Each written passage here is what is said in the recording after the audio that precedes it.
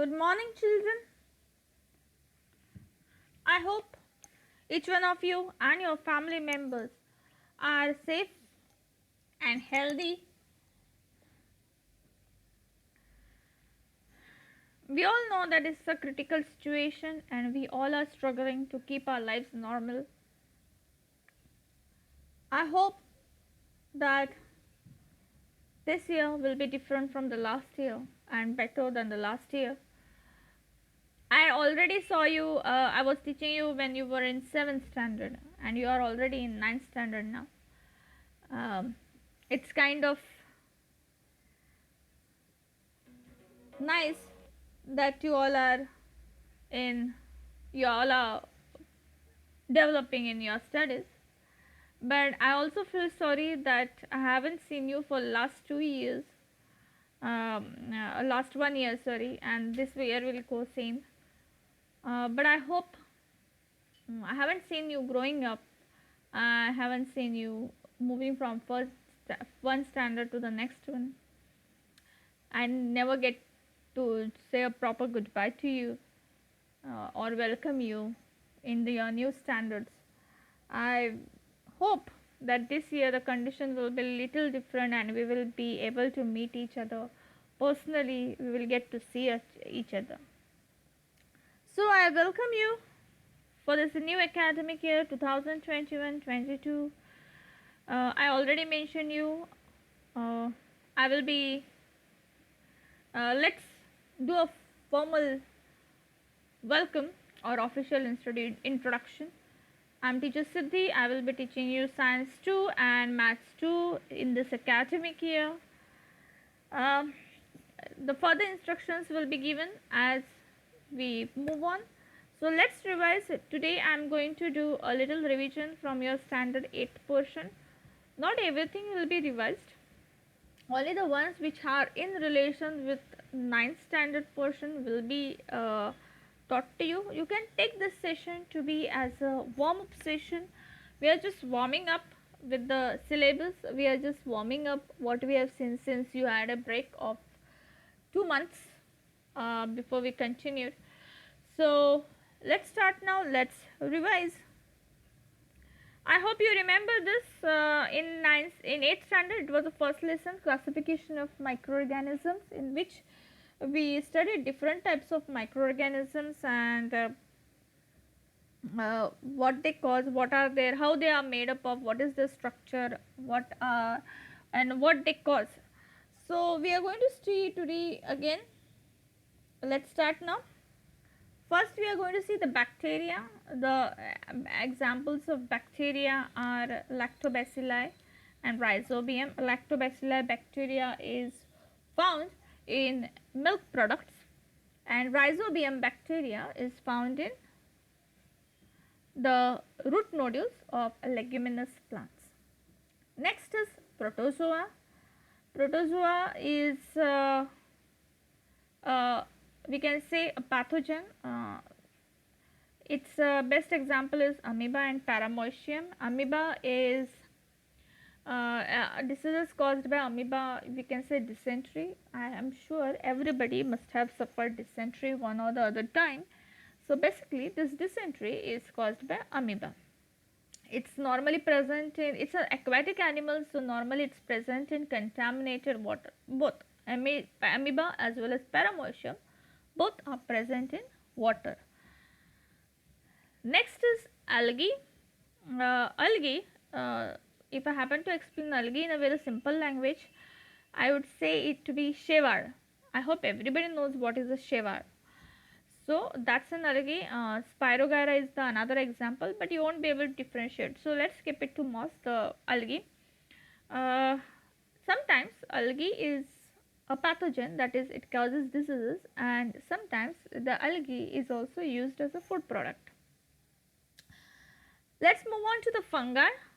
If I happen to tell you fungi, I would tell you the best example would be mushroom. Nowadays it's raining and you will get to see mushrooms after some days very easily. So basically mushroom is one of a fungi. Also the another example is yeast. Yeast is normally used to prepare bread. We put yeast so that the bread becomes spongy. So that's one of the examples of fungi. And the last is virus. Everybody is very scared of virus because of this coronavirus. But some virus are, all the viruses are not as harmful as coronavirus. Uh, Virus is kind of a very complicated microorganism. The main reason, like others, like bacteria, protozoa, algae, fungi, these have a proper cell structure, but what they lack is their DNA and RNA. Virus is well equipped. Virus doesn't have all other things, all other cell organelles, but it has the DNA and RNA. So this virus is capable of duplicating itself. That means it can create like a clone of itself. Also, virus is very capable of making change in its RNA and DNA as per the surrounding. That's why virus is said to be one of the most dangerous microorganisms. The examples of virus, normally we call examples of viruses coronavirus, you already know. Again, HIV virus, even a normal virus which we call as a normal viral fever or a viral cold is one of the other examples of virus. Virus is also popularly like a living dead. That means it's not living but it's not dead because of presence of DNA and RNA. If I happen to explain the classification, I would explain it like this: prokaryotic and eukaryotics. Prokaryotic is like a underdeveloped cell. So in the prokaryotic, the organisms are normally unicellular. Example is Monera. They are normally underdeveloped cells. Then eukaryotic is a fully developed cell. They are again classified as unicellular, multicellular. Unicellular means only one cell is present, and multicellular means multiple cells are present, more than one cell. In the unicellular there is protista, while in multicellular we have fungi, plantae. Plantae means all plants come under that, and kingdom 5 means animalia. Animalia means all kind of animals are present in it. So multicellular basically has fungi, plants and animals in them. Now let's see the types of diseases which are caused because of this microorganisms. Now the diseases can be mainly classified into two. One is because of the duration and the other is due to the reasons. Duration is classified as chronic and acute disease. Chronic disease means the disease which stays in your body or which you suffer for a very long time. So the chronic disease we can say to be cancer, HIV, means cancer, AIDS, typhoid, then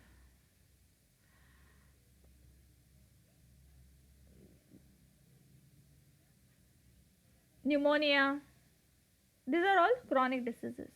Acute diseases which are short period of time, which you suffer for a short period of time, like common cold, cough, fever.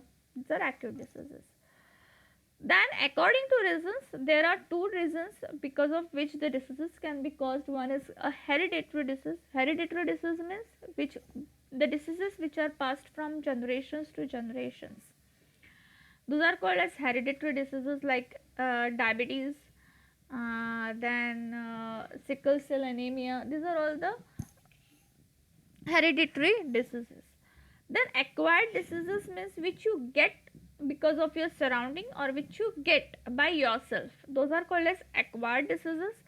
So in the acquired diseases there are two types again: infectious disease and non-infectious disease. Infectious disease means which can be spread, which you can infect others or which you can get infected from others.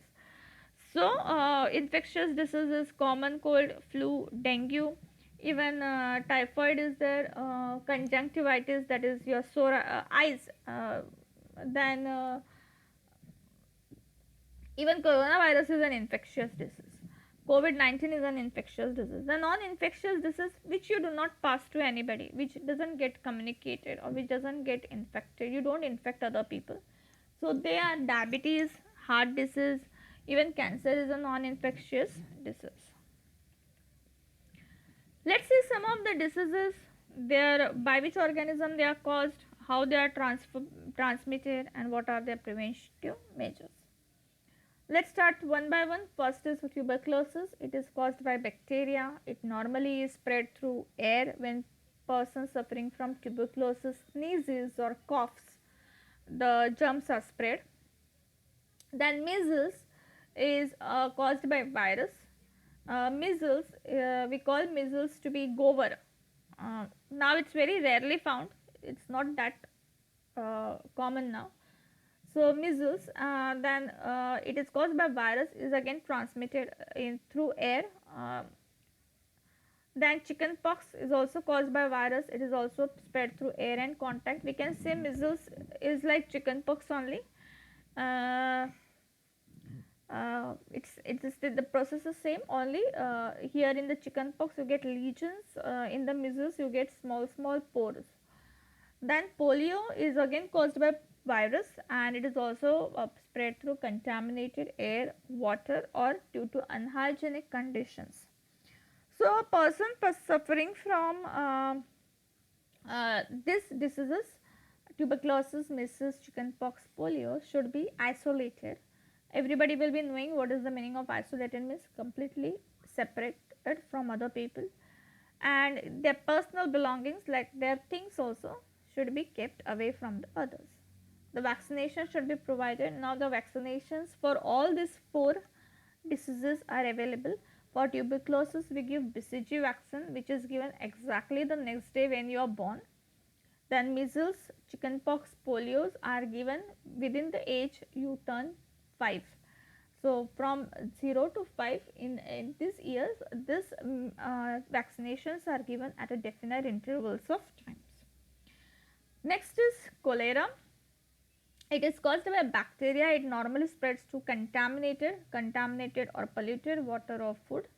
And typhoid is also caused by bacteria. It is also spread through contaminated water. Preventive measures: maintain personal hygiene and good sanitary habits. You should be yourself clean, you should be hygienic, and you should maintain the personal hygiene.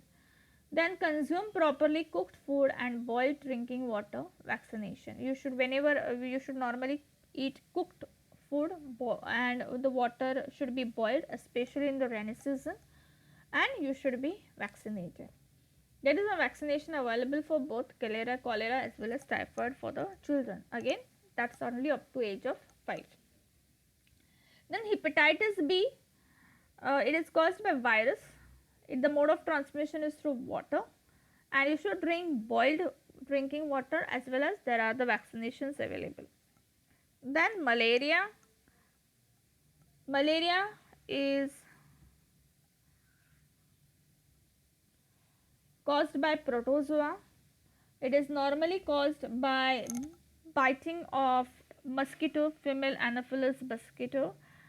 The preventive measures: use mosquito net and repellents, spray insecticides, control breeding of mosquitoes by not allowing water to collect in the surroundings. Whenever there is a still water around our surrounding, you will get to see the breeding of the mosquitoes.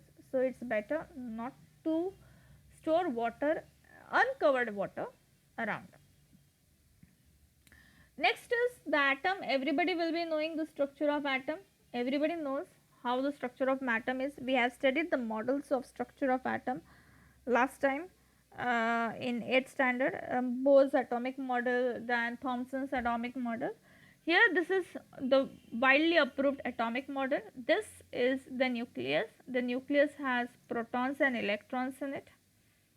Okay, and these are the orbits, and around in the orbits there are electrons. So basically electrons revolve around the orbit of the nucleus. Again, the number of protons and the number of number of protons, electrons and neutrons is exactly same. Electron is a negatively charged ion, while proton is a positively charged ion. As the number of electron and the number of proton is exactly same, they balance each other, and because of which Atom is said to be electrically neutral. That's all for today's session. I hope you remain healthy, safe, sound throughout the year. Your family members also remain healthy, safe, and sound. To remain healthy, stay safe and sound, it's very important for you to stay home and stay safe. Thank you.